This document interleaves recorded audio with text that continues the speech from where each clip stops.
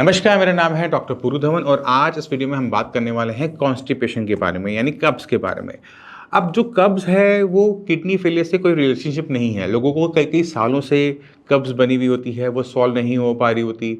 अब कब्ज़ से उनकी पूरी बॉडी पे असर पड़ता है और इंक्लूडिंग उनकी किडनी पे पड़ता है, क्योंकि अगर आपका पेट साफ़ हो रहा है तो गंदगी बाहर जा रही है। अगर आपकी गंदगी प्रॉपर तरीके से बाहर नहीं जा पा रही, गैस बन रही है, एसिडिटी बन रही है, तो कहीं न कहीं आपकी बॉडी में वो एनर्जी नहीं रह जाती, आपको वो एसिडिटी, गैस बनी हुई है, परेशान हो रहे हो, बीपी बढ़ रहा है, रात को सो नहीं पा रहे हो, तो पूरी की पूरी बॉडी की जो रूटीन है वो ख़राब होनी शुरू हो जाती है। तो कुछ केसेस में, बहुत एक्सट्रीम केसेस के अंदर हमें देखने को मिलता है कि कॉन्स्टिपेशन पेशेंट को बहुत लंबे टाइम से आ रही थी, बीपी शूट अप होने लगा। अब बीपी का रिलेशनशिप आप कॉन्स्टिपेशन से बना भी सकते हो, नहीं भी बना सकते हो, बट इस कॉन्स्टिपेशन को दूर करना हर पेशेंट के अंदर ज़रूरी होता है, चाहे आप किडनी फेलियर के पेशेंट हैं या नहीं हैं।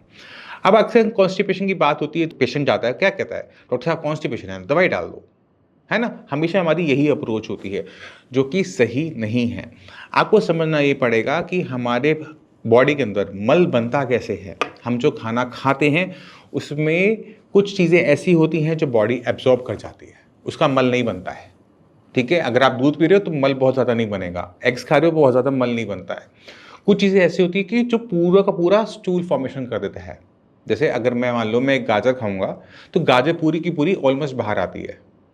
उसमें जो पोषक तत्व हैं वो थोड़े बहुत एब्ज़ॉर्ब होते हैं, बट जो फाइबर है, उसका रेशा है, वो पूरी तरह से बाहर आएगा। तो आपको समझना पड़ेगा हर चीज़ की कंपोज़िशन और वो किस तरह से हमारी बॉडी के साथ रिएक्ट करती है, किस तरह से वो इंटरैक्ट करती है। तो एक पेशेंट जिसको कॉन्स्टिपेशन हो रही है, अगर वो अपने खाने-पीने की में नज़र डाले, मैं आपको आइडिया देता हूँ वो पूरे दिन में खाता क्या है। सुबह दूध ले रहा होगा, साथ में ब्रेड ले रहा होगा, ठीक है? ब्रेड नहीं ले रहा होगा तो रोटी ले रहा होगा, प्लेन रोटियाँ ले रहा होगा।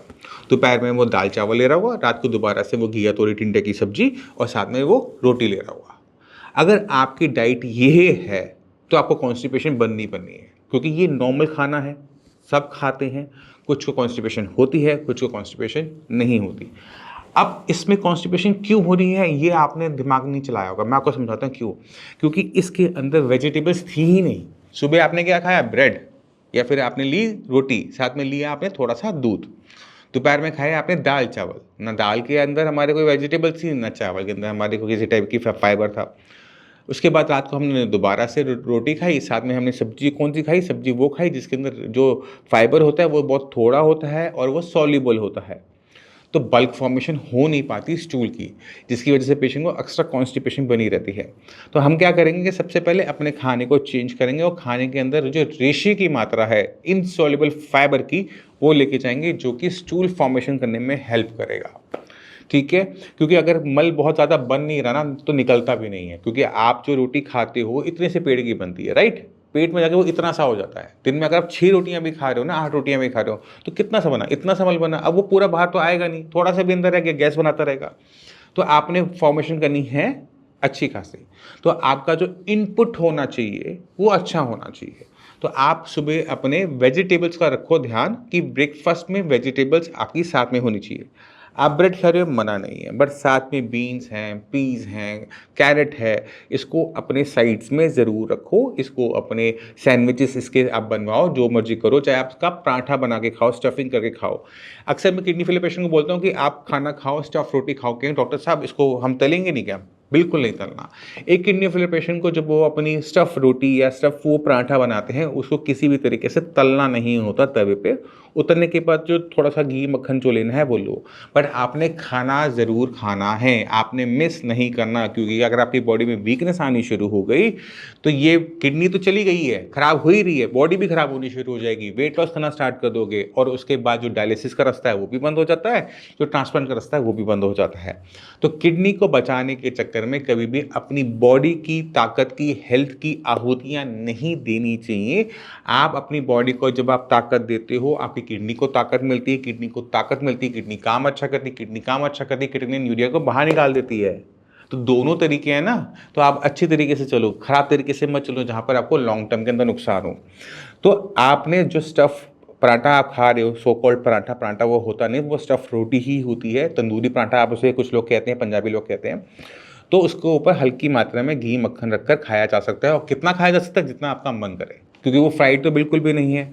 दोपहर के टाइम में अगर आप दाल चावल खाना पसंद करते हैं या फिर आप चावल के साथ खा रहे हैं तो चावल में थोड़ी सी ना आप सब्जियां ऐड कर दो, पुलाव टाइप बना दो, 50% सब्जियां उसमें डाल दो, तो आपकी जो चावल वाइट से थोड़े से कलरफुल हो जाएंगे, उसमें बीन्स होंगी, उसमें पीस होंगी, कैरेट होगी, रेडिश होगी, तो बहुत वो फ्लेवरफुल बन जाता है।